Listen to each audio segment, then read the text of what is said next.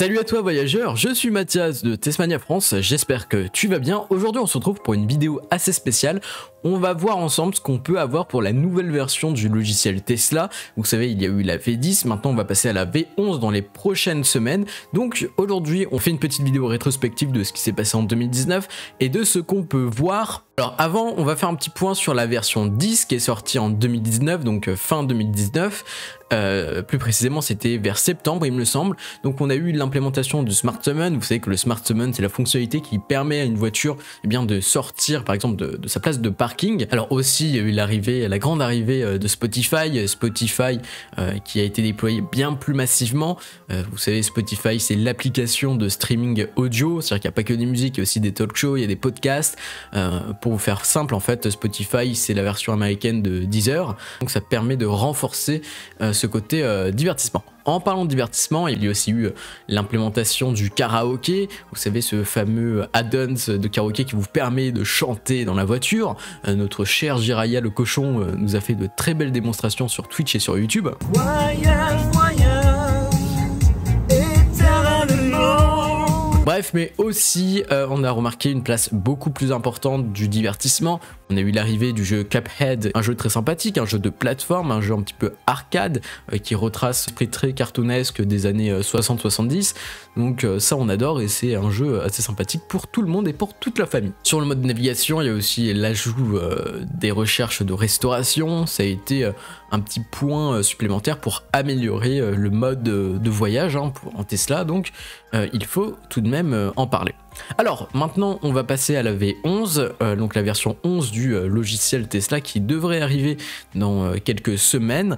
Alors déjà avant que cette version arrive, on a déjà eu d'abord la bêta du FSD en Early Access qui est arrivée. Donc le FSD, c'est la conduite autonome. Elon Musk a annoncé que dans quelques semaines, quelques jours, on verra une version 5 de cette bêta qui arrivera, donc avec une amélioration assez importante de l'autonomie sur les routes.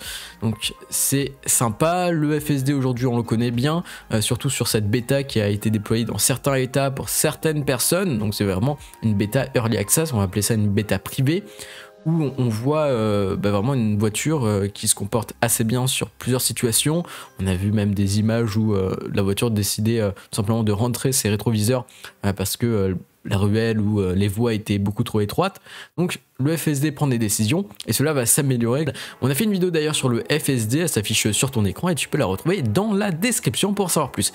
Bien sûr, on a eu aussi cette vision d'ordinateur. Vous savez, on voit tous les points que le système voit. On voit par exemple les tracés, les autres véhicules. On est vraiment sur quelque chose de plus détaillé que sur le FSD en France, parce qu'en France actuellement c'est vraiment très brut, hein, c'est quelque chose de simple. Aux États-Unis avec l'early access du FSD, ils ont accès vraiment à cette vision très intéressante où on a les lignes de prédiction. Voilà, c'est un point important. Mais néanmoins, pour moi et pour pas mal de personnes, ce n'est vraiment pas ce vecteur 360, vous savez, c'est cette vision de haut avec une superposition des caméras. Normalement, il devrait arriver. Alors aussi, le FSD est arrivé par là, donc la bêta, on a eu une nouvelle interface avec plus d'interactivité, avec l'option d'ouverture et de fermeture des coffres. On a une personnalisation qui a été accrue parce que du coup, on voit notre véhicule sur l'écran, donc c'est pas mal. On a une immersion qui a été bien plus poussée. On passe maintenant dans une immersion assez futuriste où on s'invite vraiment dans du détail, dans un esprit très jeu vidéo avec des animations. Et ça donne un petit peu cette touche Tesla, cette touche jeunesse, un petit peu cette touche technologique qu'on attend chez le constructeur. Il est à rappeler qu'aussi le Cybertruck, lors des tests, avait tout de même une interface très différente de ce qu'on a actuellement sur les Tesla. Donc on verra bien de ce que nous a réservé Elon Musk, sachant que ce dernier, donc le PDG de Tesla, nous avait annoncé il y a quelques jours, on ne s'attendait pas à ce qu'on allait voir, donc apparemment de grosses choses arrivent avec cette nouvelle version. Alors aussi avec cette version 11, on reste toujours dans le cadre du FSD et de ce qui s'est passé avant le déploiement de la mise à jour. On attend aussi surtout l'arrivée d'une amélioration du FSD avec le freinage fantôme. Vous savez que beaucoup de personnes ont un problème de freinage fantôme, c'est-à-dire que le véhicule ralentit pour aucune raison, et ça bien évidemment ça peut être dangereux, mais Tesla va normalement résoudre ce problème. Alors là, beaucoup de personnes attendent tout simplement la fonctionnalité de pouvoir taper sur la vue quand on recule, hein, la caméra latérale, pour agrandir par exemple la caméra de droite, avoir une image plus importante. Ça permet d'avoir plus d'indices sur un certain côté. Elon Musk a confirmé que oui, ça devrait être présent. Beaucoup de personnes ont fait des propositions, beaucoup de personnes ont donné des avis sur Twitter. Elon Musk a répondu assez positivement à toutes les demandes. En parlant de demandes, on a aussi vous savez, ce système de destination pour les road trips. Voilà, c'est ce mode de mettre des checkpoints, c'est-à-dire qu'à chaque fois créer un itinéraire. Le road trip, c'est un mode de voyage qui est très apprécié, et en France ça arrive de plus en plus. C'est vrai qu'un road trip en Tesla c'est quand même pas mal. Beaucoup de personnes l'avaient demandé depuis pas mal d'années, et Tesla a craqué, et normalement on aura cette possibilité d'avoir cette formation, sachant que sur Google Maps on a accès à cette possibilité d'avoir vraiment plusieurs étapes de voyage, et donc normalement on aura cette fonctionnalité qui va arriver sur le logiciel. Alors, en parlant de destination, de navigation, on a peut-être aussi une carte météo qui va être présentée, c'est-à-dire que certains Américains, vous savez que le climat est assez rude, hein, pas mal de catastrophes naturelles, pas mal de tempêtes tropicales, d'ouragans, bref, tout ce que vous voulez. Actuellement, beaucoup d'Américains ont demandé à Elon Musk s'il était possible d'avoir une interface météo, c'est-à-dire que savoir s'il y a des formations nuageuses. Voilà, avoir une conscience de la météo sur certains points, c'est quelque chose qui peut être utile pour les zones assez short au niveau catastrophe, par exemple en Floride, où là c'est un petit peu l'anarchie météorologique, ou si on pense à la Louisiane, on pense aussi au Texas, qui sont souvent victimes de tempêtes. Donc ça peut être une fonctionnalité intéressante pour certains pays.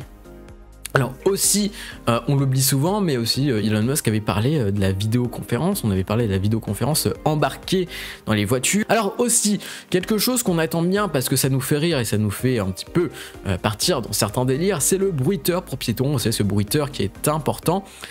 Beaucoup de personnes ne traversent pas en regardant, donc beaucoup de personnes ont pris l'habitude de traverser avec le son, ce qui est une mauvaise chose à faire, il faut toujours regarder. Hormis ces personnes qui sont un petit peu bêtes, on a tout de même des personnes qui ont des problèmes. Hein. Les personnes qui sont malvoyantes sont obligées des fois de traverser avec le son. Et une voiture électrique qui fait moins de bruit qu'une voiture thermique peut être un danger pour ces personnes-là quand elles traversent, par exemple. Donc là, voilà, un bruiteur bien plus important, même un bruiteur personnalisable, c'est ce qu'on nous a dit avec, par exemple, une musique d'ascenseur ou autre bruit assez sympathique qu'on aimerait voir. Je pense que ça peut être très positif pour la population d'avoir cette petite voiture qui fait un bruit assez bizarre, assez fun au quotidien. Donc pour les piétons, ça peut redonner le sourire dans ces situations, du moins ces crises sociales et sanitaires qui s'imposent depuis plusieurs mois. Donc moi je pense que c'est une fonctionnalité qui peut être très bienvenue sur le terme sécuritaire, mais aussi sur le point de vue social. Ça peut redonner un petit coup de pouce, un petit coup de jus, ça peut redonner le sourire à une personne, et moi je pense que ça va aider beaucoup de personnes. Après maintenant, on verra bien de ce que va nous proposer Tesla. Alors, bien évidemment, on a aussi cette fonctionnalité que tout le monde attend de voir, c'est vraiment l'intelligence artificielle qui parle avec l'extérieur, avec les piétons. Well, don't just stand there staring. Hop in. Voilà, c'est ce côté d'interaction avec sa voiture qui devient même plus une voiture, mais vraiment un personnage, une personne de la famille. Ça peut faire peur, c'est vrai, mais ça peut être aussi très marrant, sachant qu'on nous avait dit que le véhicule pourrait péter sur les piétons. C'est tout de même assez sympa, mais bien sûr, ce qui peut être très drôle de voir, c'est une IA qui parle avec des potentiels voleurs, des carjackers de Tesla, ou bien même des personnes qui veulent juste vandaliser le véhicule. Alors, petite anecdote, hein, Elon Musk avait parlé pour le fun de taser sur le Cybertruck. Imaginons qu'une IA est implémentée, que si une personne veut s'attaquer au Cybertruck, paf, coup de taser, et on n'en parle plus. C'est pour rigoler. Si je pense qu'un point, vraiment dernier point de cette vidéo est à noter, on attend tous et toutes l'amélioration de l'assistant vocal qui était quant à lui désastreux ces derniers mois, même s'il s'améliore un petit peu, sachant que Tesla c'est vraiment son propre assistant vocal, contrairement à Lucid Motors qui déploie sur ses Lucid des assistants vocaux basés sur Alexa, et là le problème c'est que les données personnelles partent directement chez Amazon, et ça forcément c'est pas non plus très jojo. Voilà, j'espère que ça vous a plu. Si cette vidéo tu as kiffé ce moment, n'hésite pas à mettre un like, ça permet de référencer la chaîne et d'aider, d'apporter un petit peu d'amour à tout cela parce que c'est du travail, il faut le noter. Je t'invite aussi à t'abonner à la chaîne YouTube, à activer la cloche pour ne rien rater, c'est très important parce qu'on sort des actualités, des vidéos comme ça sans prévenir personne, et nous on débarque, un jour on va débarquer chez toi comme on le dit, mais ça un jour. Alors aussi, tu peux nous suivre sur les réseaux sociaux, Twitter, Instagram, Facebook, pour par exemple être informé de toutes les actualités autour de l'écosystème Tesla SpaceX. Les liens sont en description comme d'habitude.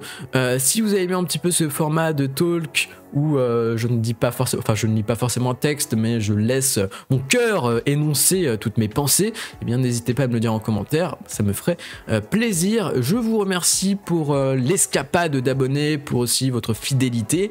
Moi je vous dis à très vite pour de nouvelles vidéos, de nouvelles aventures, de nouveaux décollages, de nouveaux lancements, de nouvelles conférences. C'était Mathias, allez bye.